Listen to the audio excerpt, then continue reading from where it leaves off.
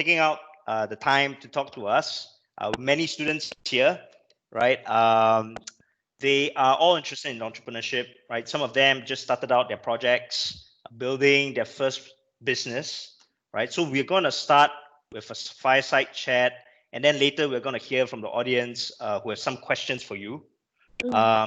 So maybe first off, could you share with us, right? What is your startup CombineSell about? What does it do? Okay, so hi everyone, I'm Amanda here. So I'm the co-founder and CMO of CombineSell. So what is CombineSell? We are actually an aggregator for all the different marketplaces. We aggregate marketplaces like Q10, Lazada, EasyBuy, Shopee, all together into a single platform to allow business owners or retailers to use it easily on all the different marketplaces. So probably in short, we are like a Trivago, but for sellers on marketplaces. Yeah, so that's what we do, CombineSell. That's very interesting. You're in the digital space. You're growing quickly, but I really want to take you back to the time when you were a student in RP, right? Which actually is not that long ago, right? Yeah. So we have you have very kindly helped us prepare, right? Some pictures and a deck of slides, which I'm going to share with the audience today. Some pictures of the past.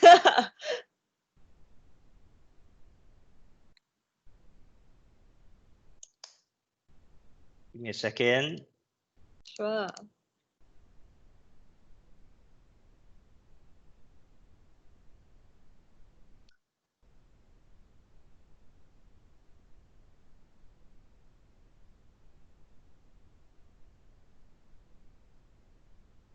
Okay, can everyone see my screen?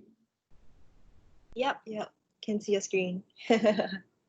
Okay, so just talk us through a little bit. I see really some crazy people over here. Yeah. Tell us, tell us about Amanda Ho, the student, right? How were you as a student? I think for me, everyone, has their playful period as well. So during year one, I was quite playful as usual. So these are the people that I actually came across my life throughout my poly 3 years.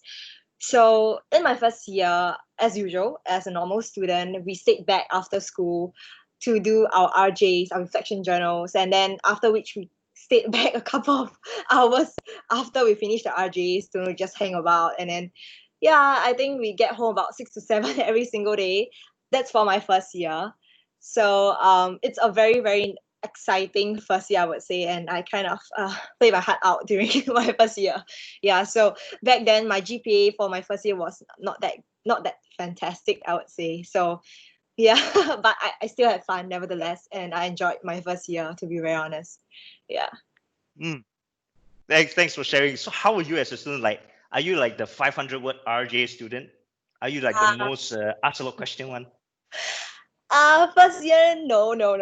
I'm not the 500 500 words kind of student and for my first year. But second year and third year onwards, I kind of have a change. Maybe I will share later on why such a tremendous change as well. Yeah. Wow. But in your first year, what were your aspirations like? Did you like, was entrepreneurship like, did you recognize that this is the path that you were going to go for? Actually, no, to be very honest. It's I didn't really came across like entrepreneurship, and I don't really, to me, I to myself, I feel that, oh, I'm not cut out of this. I can't be an entrepreneur. Like, why do I have to be an entrepreneur? So in my first year, I never even once think about being an entrepreneur. Just like, okay, as usual, typical Singaporean. Once I finish my poly, I have to get good GPAs, then I have to go to unis. So I never really thought about that during my first year. Yeah. Okay. So let's move on to the second slide. Yeah. So who are these people? So this is the year 3. It's our final presentation before we graduate. So just a little bit intro and sidetrack to bring my founder into the story. So the guy in white, he's in the management team in CombineSell. It's Jun Yong. So he's one of the founder of CombineSell at the moment. So back then, I don't really know about this guy. He's a typical top student in SEG in supply chain, especially during our year. He gets about 4.0 from the start until the end of the entire poly route. Yeah, so he's a typical, best student that everybody wants to hit and everybody wants to get along with. So I was lucky. I actually met him in year 2 because in SEG there's this particular program called the Supply Chain Challenge. It happens almost every year. So it happens during year 2. So I was invited to join their group. So back then, that's how I actually met Jun Yong. So we actually participated in Supply Chain Challenge. Our time, we spent about 3 or 4 months just to do well. And luckily, we still get a second position, although it's not the first. Yeah, but we gained a lot of experience since then. So after which, in the second year, then we actually kind of, he got his crazy idea and then he said, oh, why not we actually create something, because he always has been wanting to create something. And then he and me kind of make a pact, because whatever he's not good in, he always say this, I would often cover his weakness. So whatever I'm not good in, he cover my weaknesses. So both of us kind of like work together very well, and that's where we actually started to create more ideas. We have more people to come in. We have actually 2 other poly friends as well, but they kind of I will show that in the next slide afterwards. I have the picture. So that's when we actually get more ideas and we work together for it. So this picture, it's 3rd year, so it's like after don't know how many times working together, and this is our last project, like official school project before we actually end our poly life. Yeah. Right. Okay, let's move on to the next one. Yeah. Wow. What's DSCM? This is your diploma. Yeah. Correct. So we actually organize for our seniors, the third year students, for the particular graduation parties. Yeah. So that's our yearly DSCM students will do it. Yeah. So yeah. If I may ask and probe a little bit deeper, right? What was your first project about? For you mean the business idea itself? Yes. First project. Oh, okay, I can remember. First project, we came in and then with a vending machine idea. Yeah, I couldn't really remember exactly what was it already, but that first idea was, if I'm not wrong, it's a vending machine, and we want to advertise. We want to put like TV screens on the vending machines. Yeah, so we want to do advertising from there, because every single time when people purchase something from the vending machine, the first thing that they do is look at the vending machine. So that's the reason actually how we actually got our idea. Yeah, because I don't know whether you guys came across. Grab is also doing. I forgot the exact company, but there's this company work with Grab. So every time when you sit onto a Grab car or so, there is a small screen in front of you, and then they track your eye movements. Yeah, so it's similar concept. Yeah, so that's what we wanted to do the other time. Yeah, so that was the very, very first idea we came into BIC. Yeah, to seek help with. Yeah. Oh, okay. So how that was actually sort of my second question. How did you pursue this idea back then? I think mainly because we find out that a lot of people are really attracted to advertising. Actually, a lot of brands, or how people actually gain awareness for brands, are actually through advertising or word of mouth. So it's very, very strong when it comes to advertising and all word of mouth kind of thing. So we feel that it's very, very impactful. And then we kind of contribute to all the different brands as well. So that's like a test case to try out. Yeah, because I personally and Junior is very, very interested about how end consumer feel and how they actually react to certain things. Yeah, we like to analyze all this kind of nitty gritty things, which although it's a little bit lengthy and it's very tedious, because you have to crack your brains to think about, oh, how do these people feel, stand to this person persona, or get to this person to know what this person feels. So yeah, that's how we actually wanted to be for our first idea. Right, right. So maybe, I was just curious, like, you mentioned earlier you stayed in RPA until like 6 plus, and then, it seems like, as a student that you have so many things you had to grapple and juggle with, right? Yeah. You have your schoolwork, of course, then after that, of course, you got to now sort of think about, hey, there's a Netflix or there's K-drama, all this. How do you deal with this sort of distractions? And then, you wanted to do your startup project.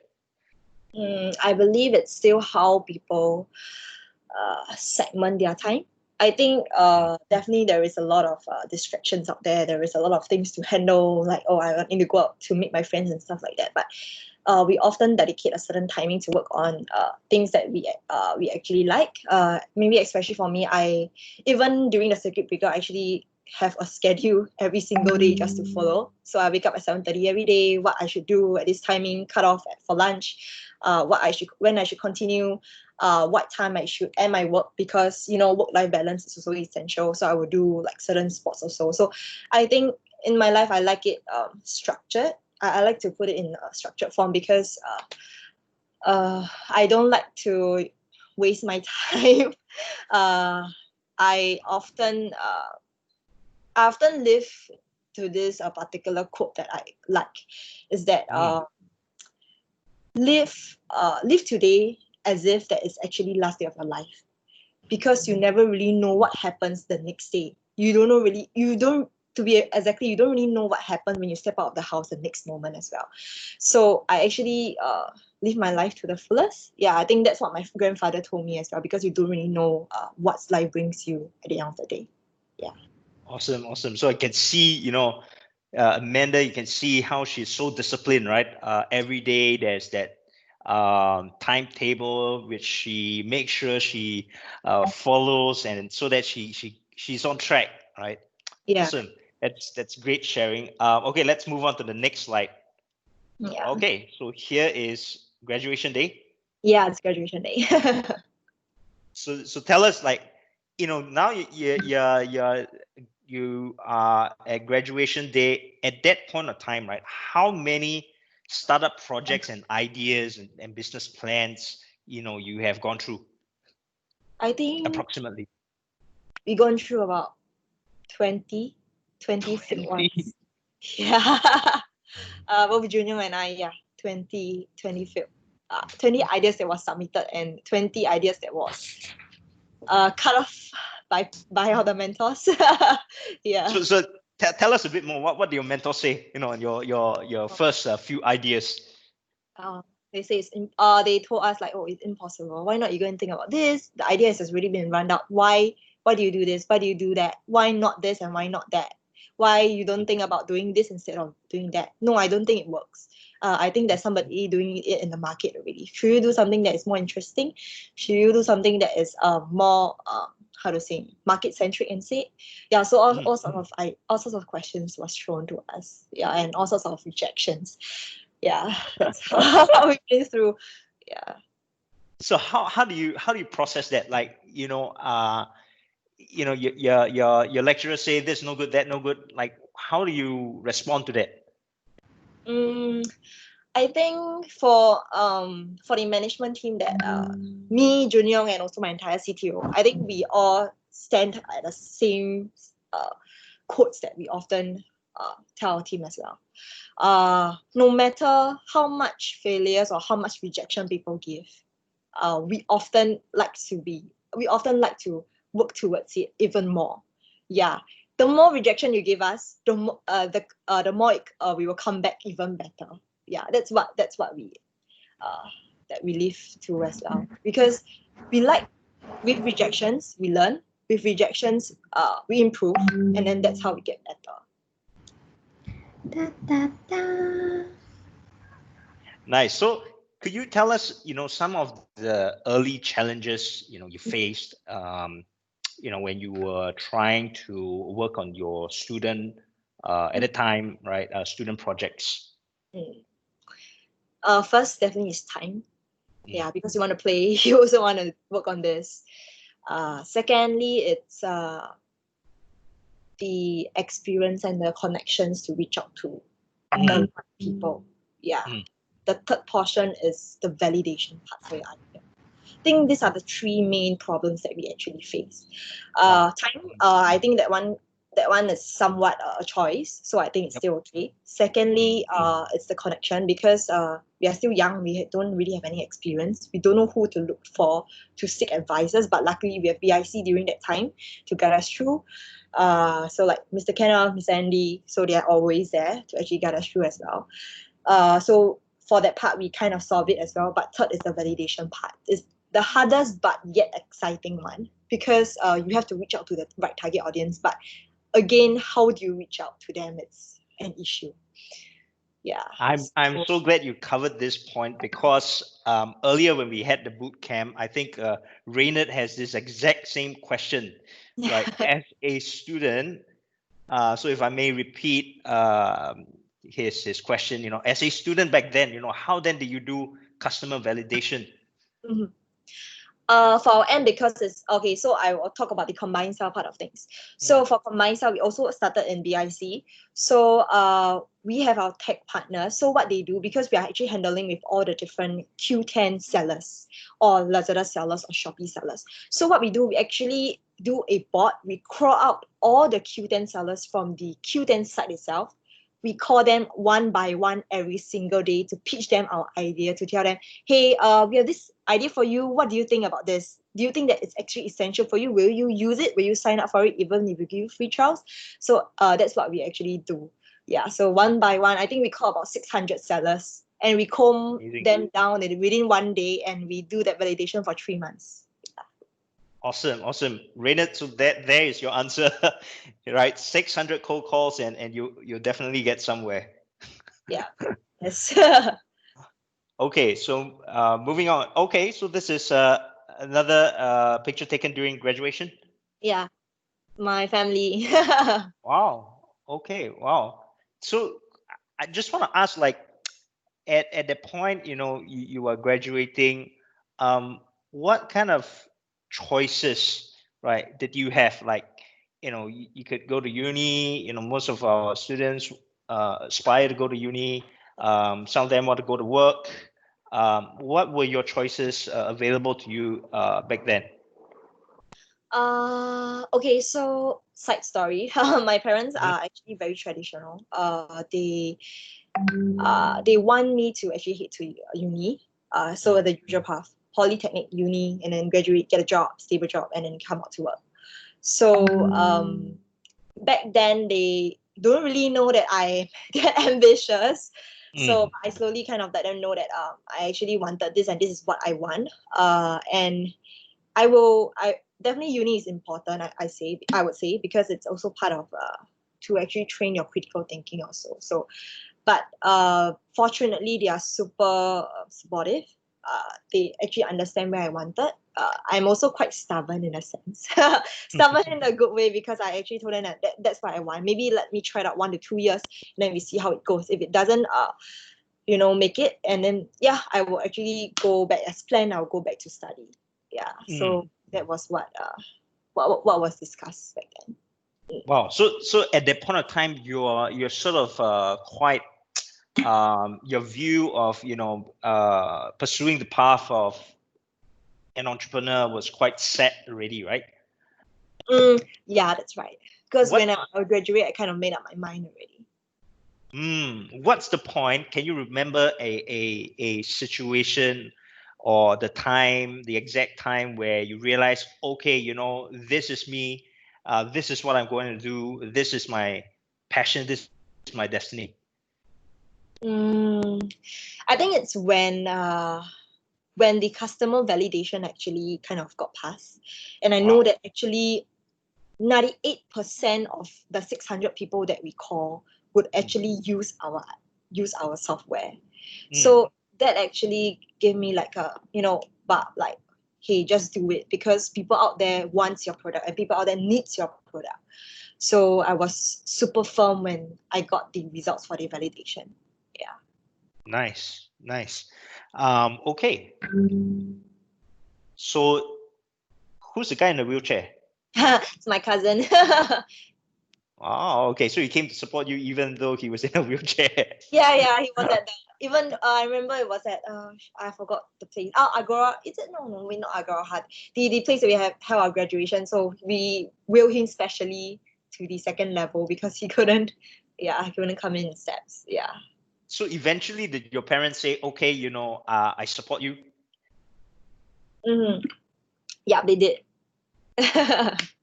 Definitely, having a very supportive family helps in the pursuit of this startup journey. Definitely. Yeah. Because they are also the final pillar of strength, although it's very stressful along the way. Nice. Okay, next slide. Okay, Yeah. tell us about this. So that was our first idea before not first idea, our idea before we actually came by CombineSell. So we pivoted from So Much, which is our original idea, to CombineSell. So what So Much do, we actually bring all the very quirky inventions from Kickstarter, Indiegogo, to Southeast Asia audiences. So we do quite well back then. We started this, but the reason being why we actually pivoted to CombineSell is because we start to not able to handle all the different demands from the customer. The sales is very good, but it's very, very tedious because we actually have to list our products individually on all the different marketplaces. We have to manage it. We have to manage the inventory, the orders. We have to take picture of the products. We have to list it up on all the different marketplaces ourselves. We have to chat with the customers on all the different marketplaces, and that is a very, very lengthy process, and it eats up a lot of our time. So that's the reason why we created CombineSell now, to actually aid on all the different problems that actually stick that out. Yeah. So we actually pivoted from then to CombineSell. Yeah. This was yeah. Sorry. I actually noticed something in the picture. Yeah. So this is slide 6. If I go back to slide 2, so this is when our budding entrepreneur Jun Yong, right? At that point of time, I think he was just starting out and he was just getting exposure, right? Getting to know what entrepreneurship is about, right? And in this slide, I realized, right? Maybe he has found his passion. Yeah. This is the ideal singing. If you know the NTU ideal singing startup challenge, yeah, right. We actually participated for the ideal singing challenge. I see. Okay. So let's move on to the next slide. Yeah. Where was this? This one, if I'm not wrong, it's at I can't really remember the event, but it's with RP. During that, they were invited, so we kind of get a booth as well, get a shared booth. So if you can see, this is actually a shared booth with another start. We have another startup of RP. Yeah, I forgot. I just want to ask, like, these two pictures that we have seen are you guys, participating in a trade show. How do you think a trade show helps or has helped CombineSell in your growth? Sorry, come again. How do you think participating in trade shows have helped in the growth of CombineSell? I think during trade shows, like what I mentioned, we are able to connect more to more people. Oh yes, Mr. Andy said it's Switch. Yeah, that's right, Switch. Thanks, Mr. Andy. Yeah, so we are able to get connected to more startups. We are able to validate our idea even more to corporates, because then we are able to let people know about what we do as well. In terms of like how do I say it? In terms of like what are we showcase our idea as well. So we're able to know more people. We're able to gain more connections. We're able to let people know about us. I think that's the most important point, because people don't know about us, no point. But I think being a startup at the very initial start, when I actually go to Switch, I actually have this very mindset. I don't know whether people here feel the same. I actually feel scared to tell people about my ideas because I'm afraid people will copy my idea. So that was what I feel initially. I don't know how people feel. I don't know whether you guys feel the same. Because I feel that people will steal my idea. So is it good to tell people like how I do? Yeah. So during then, that was how I feel. But now it's different. Okay. Yeah. What's the difference? Can you share with us? Now I don't really much care about how people copy my idea, because having competitors is good. Because if you have competitor out there, I mean, you say that you're able to have a benchmark of your company. You're able to know like what went wrong if, let's say, you are not better than competitor. What are the things that you should be better? What are the things that you should portray yourself in order to bypass your competitor in terms of what are the USP, I would say, unique selling point of your product. Yeah, so I would say is don't fear competitors, but instead use that as a very good learning point to reach out to them and then see what's happening in your product or in your particular software that you're actually doing. Yeah. Wow, that's great. It's like, your mindset. I realize it's been transformed, right? Initially, you were afraid of competition, right? It was a sort of a more more of a negative kind of perspective. But after that, you viewed competition much more positively, right? And it helped you actually to learn more. Yeah, definitely. Yeah. Awesome. Right, going on to the next one. Oh, another street show. Yeah, this was Tech in Asia. We were super happy. It's in 2018. Yeah. We managed to get a booth. Okay, so what were you so happy about? Because before, okay, so a side story. Junior and I, we always wanted to be on Tech in Asia. We always wanted to have a booth in Tech in Asia, because we feel that Tech in Asia, it's like our milestones to hit, because we feel that only good startups can be in Startup Factory in Tech in Asia. So when we get there, we are super happy. We are super like fascinated, like, oh wow, we actually made up to Tech in Asia, and we actually had a booth, and everybody in Tech in Asia know about us, because there will be a newsletter sent out to all the audiences. Yeah, so during back then, we are super glad that we made it. And it's also a milestone for CombineSell back then. Wow, great. So at this point, could you share with us what were the challenges that you all faced, right? And what sort of mindset do you adopt, right, to overcome these challenges? I think the challenges, I would say, to me, the greatest still in the initial start is still the customer validation point of view. Whereas for other challenges that I feel, it's maybe this hasn't been like told to anyone, but when we started CombineSell, we got our first investment. Actually, our first CTO actually left us. Right after we closed the deal for our first investment with Space Ventures. Yeah, so I think this is a story that I didn't really, or Junior didn't really share. Yeah, so come to light. I will just let you guys know we actually faced this issue. So that was our biggest challenge during that time. We felt so lost because it's a tech company. So originally we should have a tech person or a tech leader to lead the entire tech roadmap or the tech point of things. But yeah, so our first CTO actually left us. We were super lost. We don't really know what to do back then. But we kind of overcome it. So just nice, we still have a team of tech people still working around. And when he left because he's very, very stressful. He couldn't really take the startup route. Yeah, because day and night we are working on a lot of changes for that.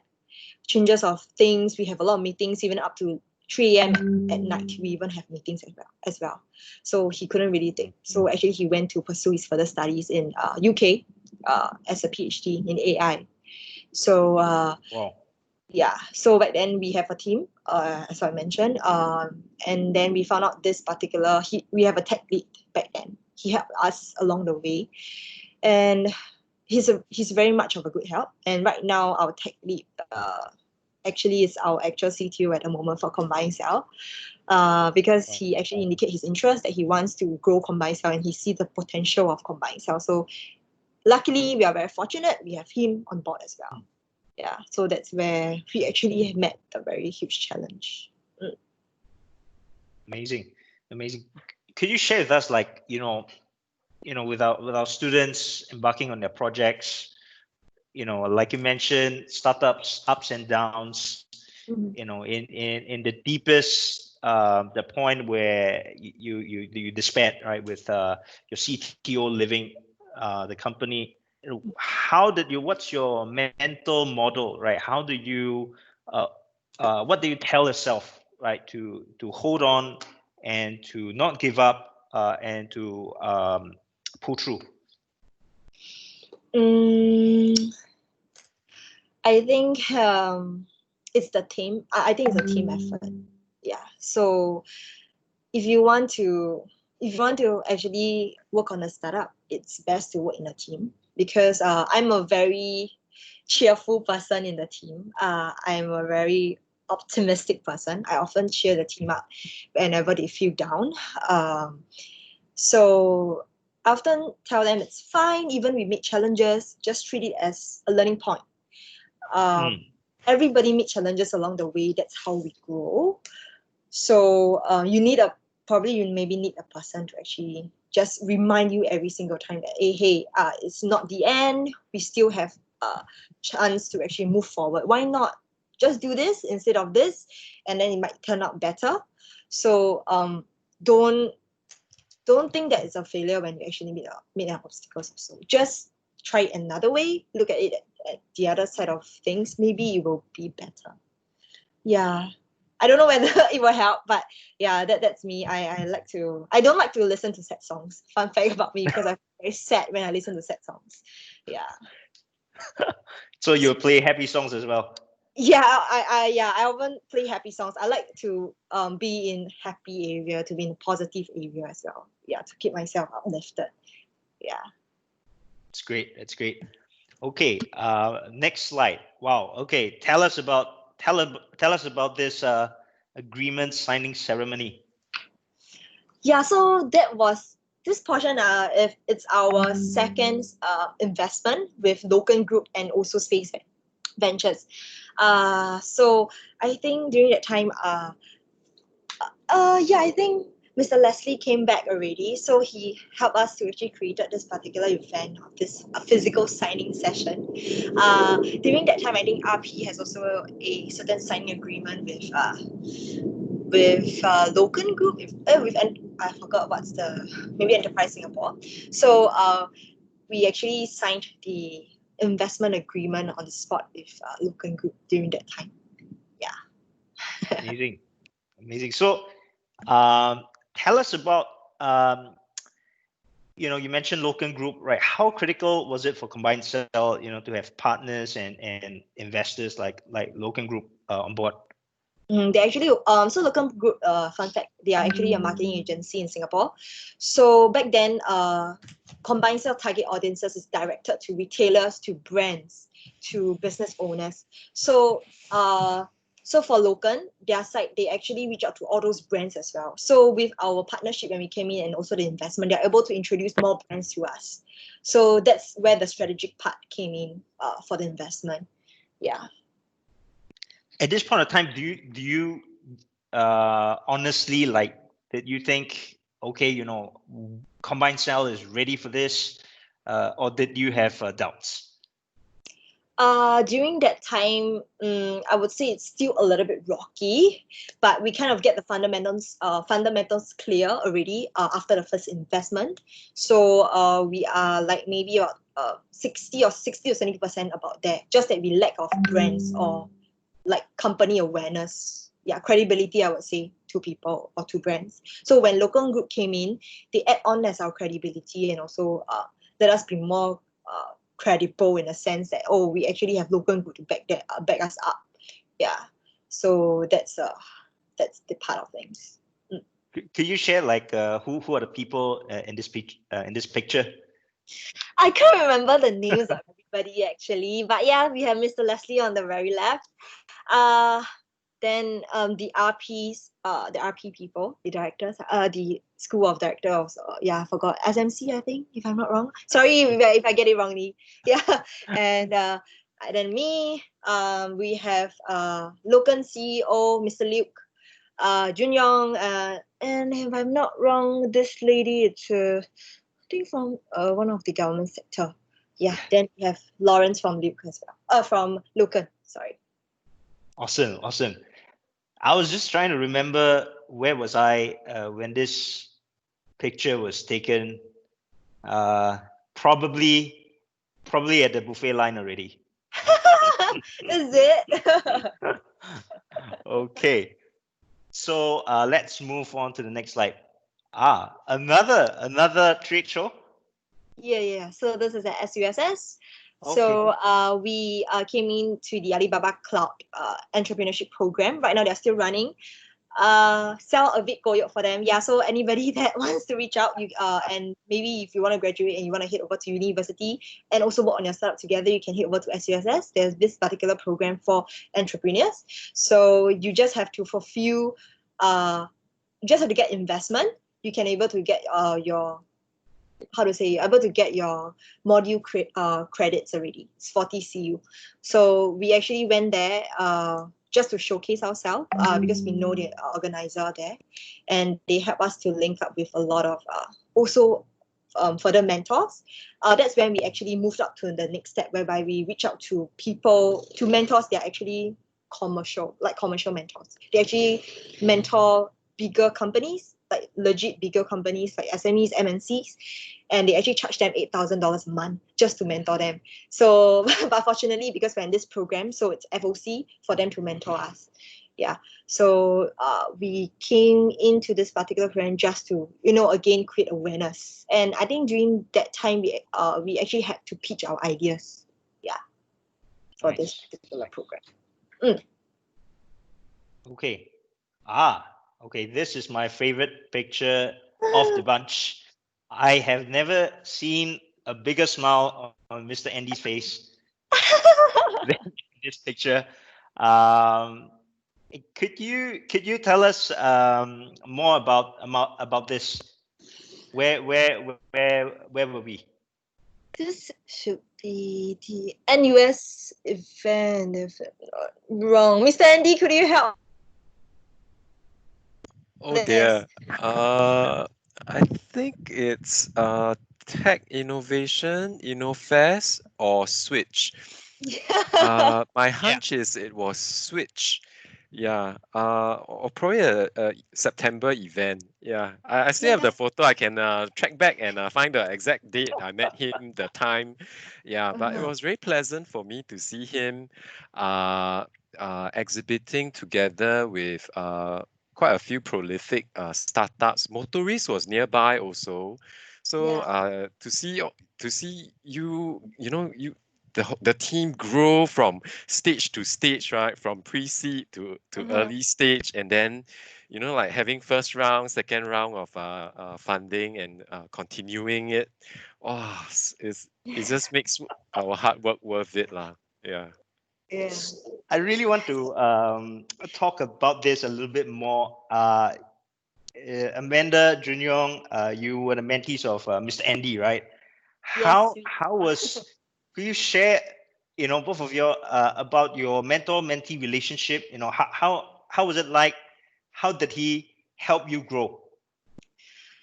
Well, fun fact, I don't know whether Mr. Andy remember us. So, so initially we had a vending machine idea. He actually shut us down as well. So he shut us down first, and then we go back. We're like, oh man, first, and then we got shut down already. It was quite harsh, to be honest. Back then, I still remember. Then Julian came back. Julian was like, maybe we should work on some other things and not the vending machine. That's where we actually pivoted. But Mr. Andy was definitely a very good, great help to us. He get us through, because back then we don't really have much experience in the entrepreneurship industry. We don't really know how it works. We don't really know how to start a business idea, what to look out for, what to be aware, what are the things like operational costs, what are the things that we should take note to add, what are the USP that we should portray ourselves, portray our ideas to be. So all these small little things, although it's very, very small, but it's very, very essential when we actually create at the initial phase. Yeah, so Mr. Andy definitely gave us very, very great help back then. So thank you. I'm seeing you right now. Awesome. Yeah, it's so awesome to see, it's one full round and you're back to share. And remember that time you came in to share with the CET students. So this really is so encouraging for us to see student now become teacher as well. Yeah, so very grateful. I recall a bit when I had to shoot down the team. It actually took a bit of risk on my part. I was actually a little fearful that if I came on too hard, your enthusiasm will evaporate. But yet I knew it had to be hard enough, so there's a slight pivot. But I had to leave it to the both of you to figure out where to go forward to. So it's really there's no science to it lah. Yeah, and I'm so glad that the both of you are so successful now. Thank you. All thanks to you guys Amazing. as well. So students, who are attending the EIP, the Entrepreneurship Boot Camp, today as well as tomorrow, you all should know you're so lucky, right, to have Mr. Andy as your trainer, right? And I just wanna, I recall at this event, you also broke the news to us, right? That you received something really life changing. So could you elaborate a little bit more and share with us the sort of the backstory about that? Yeah. So I think I remember the day itself. Do you know? Tell you guys the news, and then we got acquisition news from a bigger company to acquire CombineSell back then. So we were super happy, yet like a bittersweet feeling, because originally it's still our baby. We created CombineSell, we nurture it to be a bigger baby, and now it's better. And then now we have to hand it to a bigger company to, grow this company to something much bigger or larger scale. So definitely happy, but a tinge of sadness as well. Yeah, back then. It's amazing. I just want to point out in this picture, right, we have Mr. Leslie as well as Mai and Jiaxian, right, who I believe are tuning in at this moment as well, right? They went through EIP last semester, right, and they have also founded their own company, right? So I really love this picture because, like Mr. Andy mentioned, right, it's everybody working together, and past students and present students.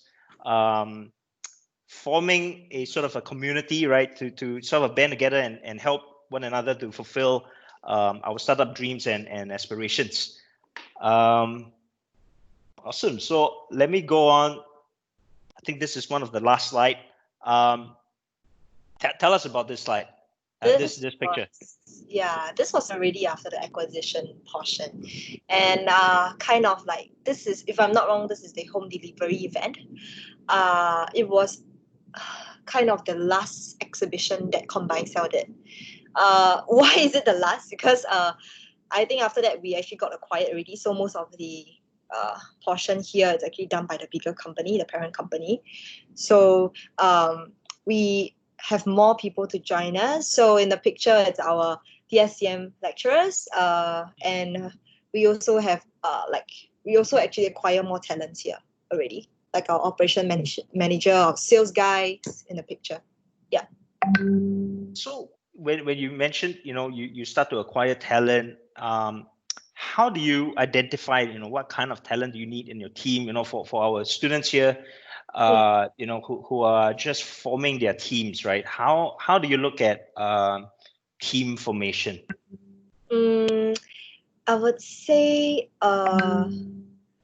okay, so for the talent portion, I would say probably we can see, like, for your startup, what is the key people that you actually need in the initial phase, and then slowly ramp up to get more people. So until today, we have 60 people in CombineSell, just a fun fact. Yeah. So we started off with the core team. So definitely the management, and then the ops side of things. and then the sales part. So I think ops side, because we want to straighten out our operation side of things at that point of time. So that's why we have the ops manager in. And for the sales part, because we need somebody to go out and actually pitch our ideas to people to get more brands to actually join us. So that's where we actually have the sales. So Jun Yong will be mainly on the partnership side of things. Me will be on the marketing side of things. So we kind of, I would say ops, partnership people, sales, and probably marketing would be the essential part. And also tech, not forgetting. So depending on your scope of your setup. Yeah. Nice. So just one final question before we break into the Q&A, right? Okay. Now you have sort of gained some success, right, and doing well in your startup. If you were to turn back the clock of time, if you are an RP student today, right, what would you do, or rather, what would you do differently, and what advice would you give to your younger self? I would say I would choose not to turn back the time. A little bit weird, right? Yeah, but I would choose not to turn back the time, because everything that I learned along the way, it's very essential. That actually makes who we are today. Especially myself and also the team. We grow because of the challenges and obstacles. We also fall because of the challenges and obstacles along the way. So I would say that probably I would say I want more time. I want to be younger and I want to start earlier. Yeah, maybe if that's the only one thing. Yeah. But I would say challenges and failures along the way actually make up who you are. So yeah, never regret it. Okay. Thanks so much. At this point, just one more thing before we go to the Q&A section. Can I request everyone who's tuning in right now to just switch on the cameras so that we can all take a group photo together, just for memory's sake, so that next time Amanda does a sharing, she can show a picture of us in this group chat again. I can just do a post at LinkedIn later as well. Okay, let's try doing it. Let's switch on our cameras and maybe have a thumbs up sign or something. Yeah. Everybody, I think there's 100+ people, right? Yes. Oh, hi everybody. Appreciate if you could show yourself. Are there anybody?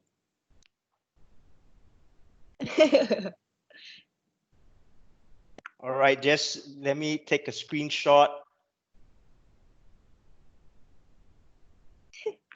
Is Junyong inside? I don't know whether is he inside here also. Or is it a meeting?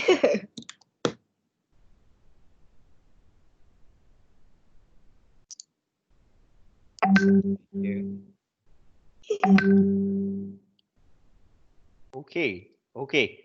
Thanks so much. Let's now proceed to the Q&A section. I appreciate if anyone, right, with any questions, you can just switch on your mic to ask Amanda, or type your question in the chat channel.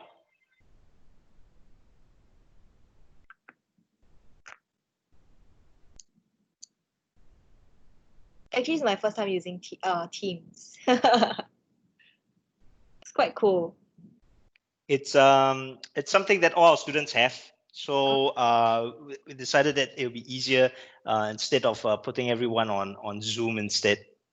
Yeah, it is. I got one question. Because I'm a guy, right? I'm Agape, by the way. I'll just turn on my camera. So I haven't served national service lah. After I finish this and graduate, I'll be serving national service lah. Then my point is, do you guys face this problem as well? Like the guys on your team, any of them have to serve national service. Then how you, or actually don't have one? Okay. So probably I dive in a little bit. My founder is Malaysian, so he don't really have to serve national service. So yeah, that answer your point of view. But for the national service side, we actually have two different people joining us as well. But for their end, I think they mentioned to me because it's a little bit hard to cope on your ideas. But it depends. It still depends on how you actually manage your time. But I don't think national service would be an issue. Yeah, when you actually do a startup. Yeah, probably it's a little bit more tiring. Yeah, hope that addressed to your question. Yeah, Yeah, and nice to see you. you. Thanks. No problem. I see a question from Dilton. Why did you choose this business? Okay, so why do I choose to do business?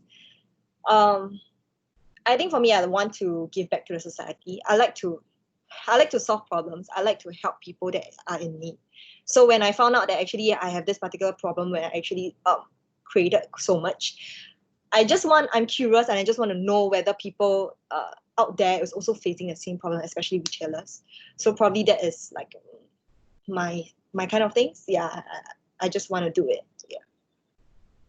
Yeah, I hope that addressed your question, Dilton, right? Yeah. Thanks for the question. Okay, we have Christopher Na.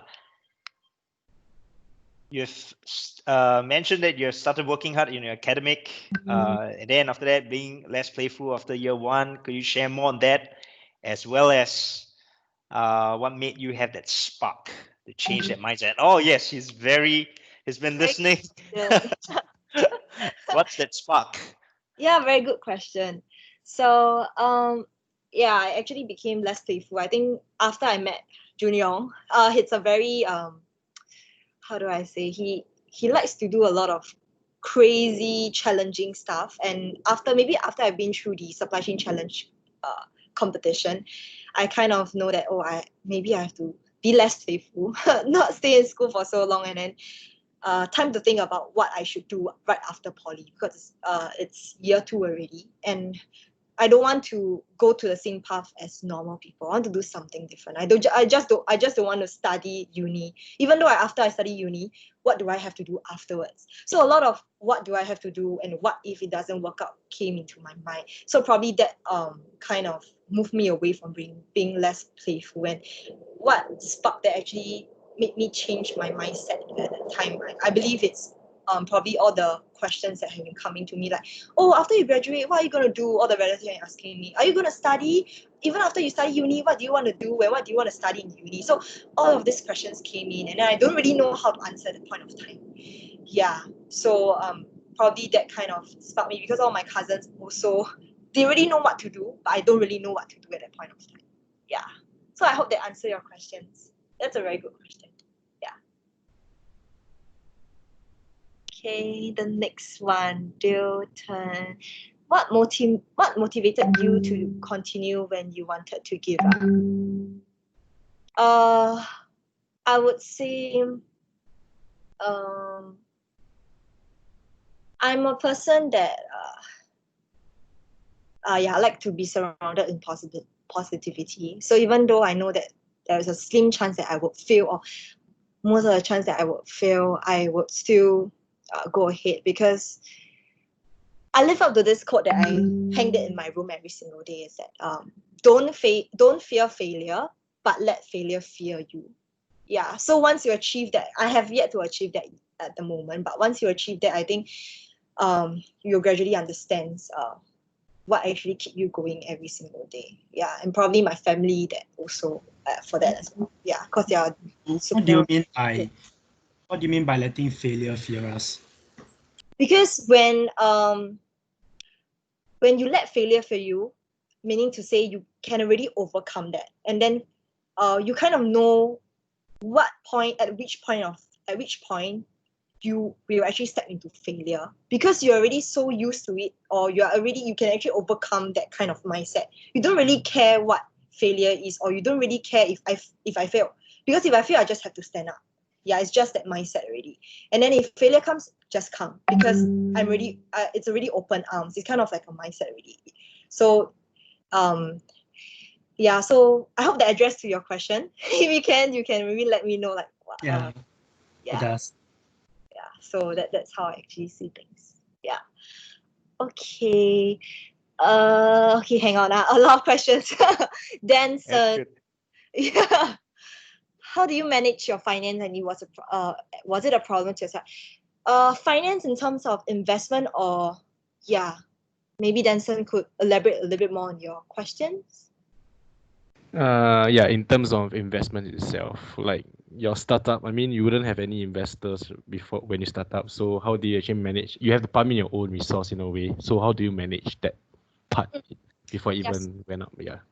Understand. I think for the initial start, yeah, we don't really have much money. So I think we pumped in, if I'm not wrong, each maybe 3,000 or so, to just maybe test the validation part of things. And everything we are running on FOC and running on, and so yes, finance is really very hard. So at some point of time, if let's say you need to run a further validation and you need investment, maybe that's the point where you can start to look out for the SG startup grant that Singapore is actually giving for all first timers. You can actually apply for that. So they will tag you with a VC firm. So they will actually grant you.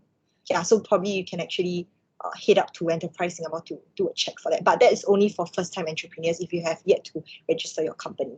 So subsequently, then you can actually look for more VCs or angel investors. Yeah, I hope that answered your question. Yeah, and Yeah. that was a problem initially for us. Yeah, that was a very good question. Thank you. Thank you. Yeah. Okay. So your turn again. If not for your current business, what will you be doing now? If not for my current business, I think I'll be studying. Yeah, I will probably be finishing my uni studies, and I will go to corporates to work. Yeah, as usual. So Wouldn't you like try again to do another business? I'll definitely try. But then, because that's what I promised my mom, if 2 years if it doesn't work out, then I have to go back and study. Yeah, because she's pestering me to go back and study, and then she feels that it's essential. But definitely I will not give up that business side of things. But yeah, probably finish my uni first. Yeah. I saw a very interesting question. Both founders are not in tech expert, right? But yet you still managed to start a company. What was the strategy in attracting the first tech person to the group? Okay. That's a very good question. So to let tech people to join your company, they are actually very, okay, I shouldn't say that. I shouldn't say they are weird, but they are they're very glued to ideas. Yeah. So to actually let people join your company or talents at the initial phase, you have to sell your idea to them. So once they are sold to your ideas, they will join you passionately. To be honest, they will just do whatever to make that happen.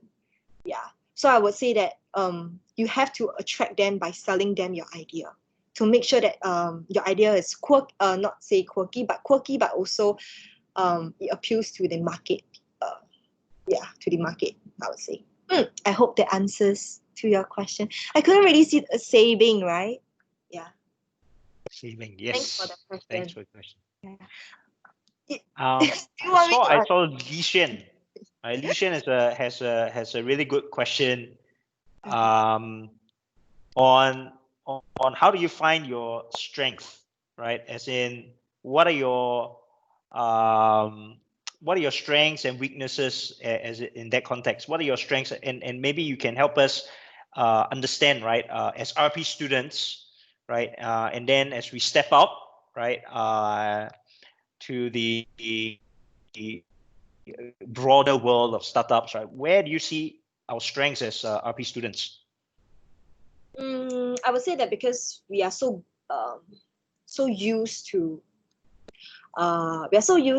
solving problems every single day. So kind of like we actually, our critical thinking of solving problems is already there. So I think that actually marks the difference between us and the normal different polytechnic students. Yeah, so that's one of the key difference that we have. So we like to solve problems, we like to find problems to solve. Yeah, so it's something different as well.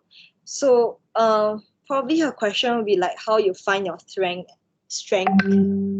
How you find your strength can be in this job role of your business group, if not sure. Okay, so for your strength, I think being as a team, you guys know what what you guys are strong in.